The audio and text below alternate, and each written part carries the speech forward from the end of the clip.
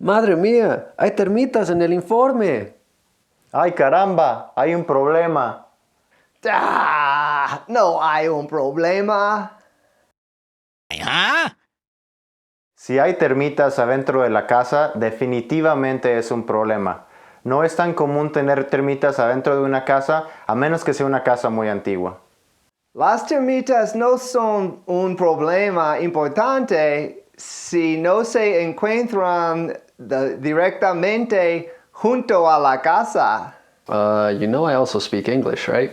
Oh, thank goodness. Typically, we only really find termites in the backyard around wood piles or garden beds, and as long as it's not up against the house, it really isn't that big of a deal. But it should definitely be treated.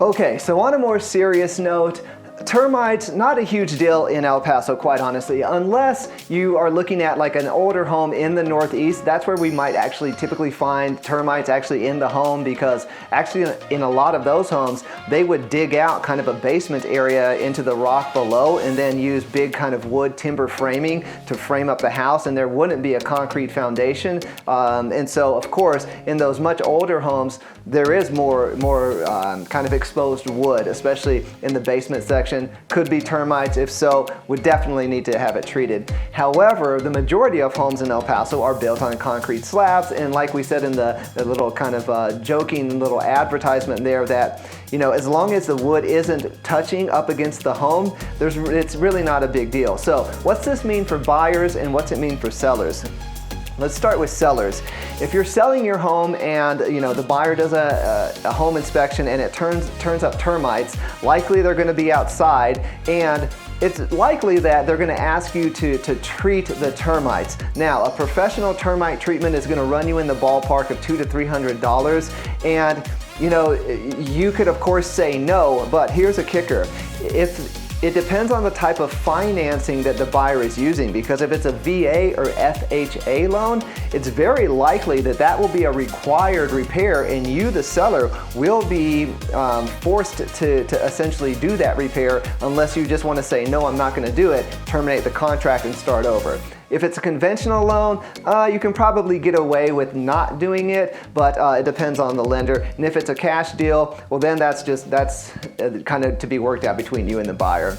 Now, if you're a buyer and you are under contract on a home, you do a home inspection and it turns up termites, assuming you did do the termite, that's an additional expense, typically $80 to $100 to do the pest termite. Assuming you did, which if you're doing VA, you have to anyway, but if you do find termites on your property that you're looking to purchase, again, what you're likely going to do is ask the seller to treat the area. Again, it's going to be an outside area in the back by a wood pile. You're going to ask the seller to treat that area, and in most cases, most sellers are likely going to agree to do that and eat that expense. So, of course, this is why you want a great real estate agent who can kind of take you through these various options and help you negotiate the best option for you and your family. So, we hope that was relatively entertaining. We're trying to go, lean a little more into kind of being fun and entertaining you, not only educating you, but we hope that we can, in the future, do both, actually. And so, thank you so much for watching this episode. We're super excited for next week's episode. We're going to feature a really special neighborhood area that we think everyone's going to be, I think, pretty interested in. So, thank you so much, and we'll see you in the next episode.